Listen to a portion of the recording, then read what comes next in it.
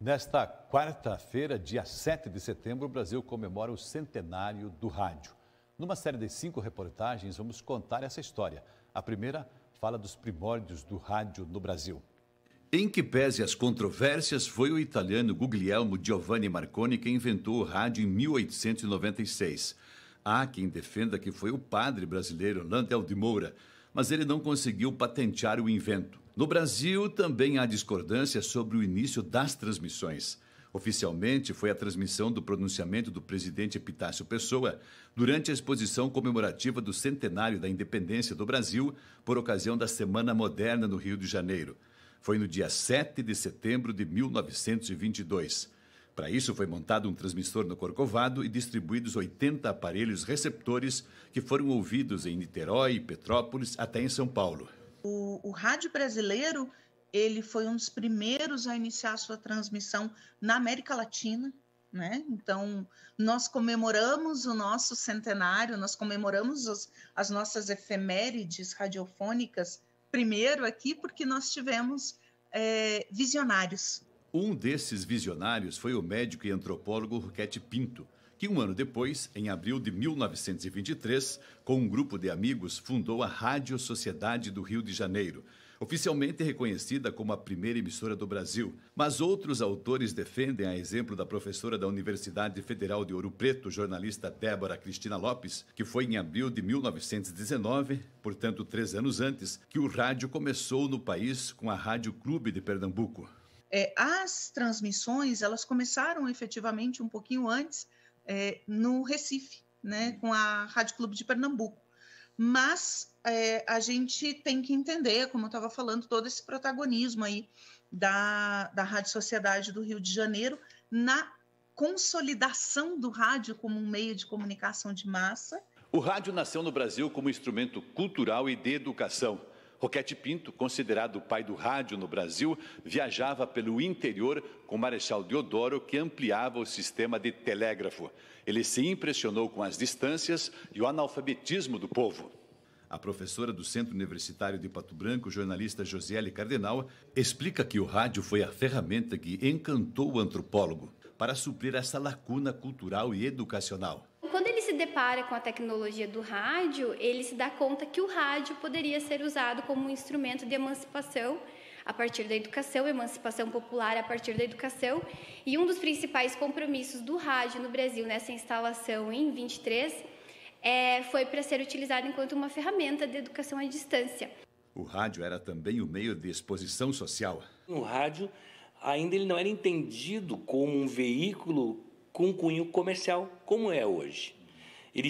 O rádio era utilizado como um meio de sociedade. Tanto é que as pessoas que viajavam do Brasil para a Europa eram as pessoas que emprestavam os discos na época de 78 rotações para que as rádios rodassem logo que isso aconteceu e davam sim o crédito a essa pessoa, um agradecimento a fulano de tal que nos cedeu essas músicas. E aí vem muito da cultura europeia para dentro do Brasil no rádio. O professor do Centro Universitário de Pato Branco, jornalista Gelson Barbosa, lembra que fazer rádio dava muito trabalho. Na essência, os primeiros movimentos do rádio no Brasil, sim, tudo ao vivo, não existia tecnologia de armazenagem de som. Não existia como você ter as bandas, os auditórios, tudo era ao vivo. Nós somos as cantoras do rádio.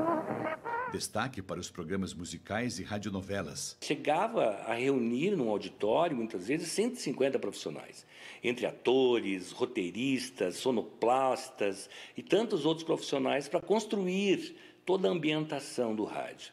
Porque o rádio, essencialmente, ele trabalha a imaginação. Era uma produção muito cara. A sonorização de rádio, você precisava ter os especialistas que conseguissem replicar uma chuva com uma placa, sabe? Então é encantador, mas era caro. Era preciso buscar sustentabilidade. Foi aí que, em 1932, o governo autoriza a propaganda no rádio. Ó padeiro desta rua, tenha sempre na lembrança, não me traga outro pão que não seja o pão Bragança. Esse jingle foi o primeiro comercial do rádio brasileiro. Depois do sucesso de radionovelas e programas de auditórios, veio o jornalismo. Nós chegamos lá em 1960 com um grande produto hoje da televisão, que são os telejornais, que eram então Repórter Esso, que ele só não tinha o recurso da imagem, mas ele tinha a mesma condição e a mesma qualidade que se entregava hoje num programa televisivo. O noticiário, que começou em 1941, deixou de ser transmitido no dia 31 de dezembro de 1968. O Repórter Esso, um serviço público da Esso Brasileira de Petróleo e dos revendedores Esso, encerra aqui o seu período de apresentações através do rádio. De lá para cá, muita evolução no rádio, que se adequou após o surgimento de novas tecnologias, como a TV, a internet.